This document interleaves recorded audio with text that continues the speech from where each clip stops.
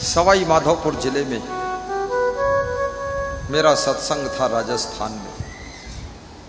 MBBS doctor के यहाँ पधरौनी गया, गवर्नमेंट डॉक्टर थे। उन्होंने अपने बेटे का परिचय कराया कि ये भी MBBS है। तो हमने उनके बेटे से कहा आओ बैठो, तो उसने मेरी ओर इशारा दिया। तो हमने कहा क्या मतलब?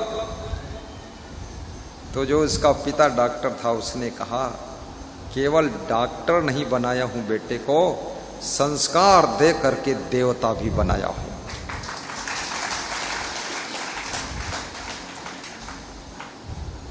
मेरे से ज्यादा बुद्धिमान है, चिकित्सा विज्ञान पर डिस्कस होता है तो ये बाजी मारता है, लेकिन मेरा सम्मान करता है।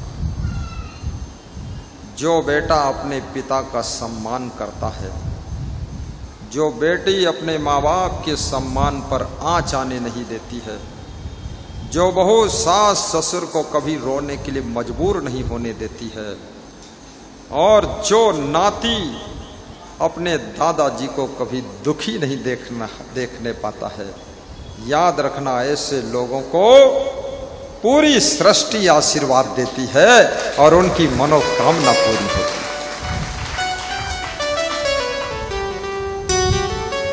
सवेरे उठ करके माता पिता के पैर भी छू लो, आशीर्वाद मिलेगा। अब तो पैर छूना बंद हो चुका, चरण कोई नहीं छूता।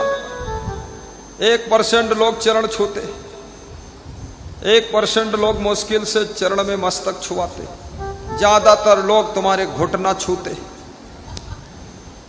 क्योंकि उनको मालूम है घुटना में ही प्रॉब्लम है।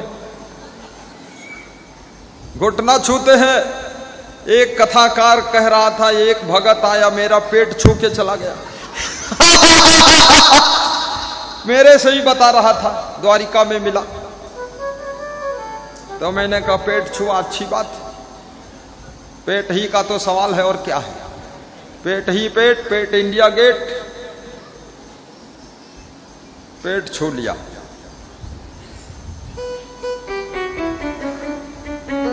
अरे झुक करके श्रद्धा से अपने हाथों की हथेली से माता पिता बड़ों के चरण स्पर्श कर। ये फॉर्मेलिटी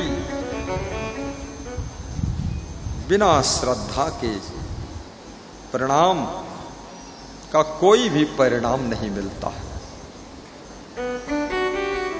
बड़ों का आदर करने वाले एक दिन स्वयं भी बड़े हो जाते हैं, और माता पिता को खुश रखने वाले स्वयं सदैव खुश ही रहा करते हैं। और जो बेटियां माता पिता के सम्मान को निरंतर बढ़ाने की चिंता करती हैं, उन बेटियों का कभी कहीं अपमान नहीं होता है, वही हमेशा आदर पाती है। कबीर कमाई आपनी कभी न निष्फल जाए, बोया पेड़ बबूल का आम कहां से खाए। कबीर साहब कहते हैं बबूल बोओगे तो कांटे ही निकलेंगे उसमें, आम के मीठे फल उसमें नहीं निकलेंगे। अर्थात दुष्कर्म का फल दुख ही है, सत्कर्म का फल सुख है। कर्म प्रधान विश्व रचि राखा, जो जस करे सो तस फल चाखा।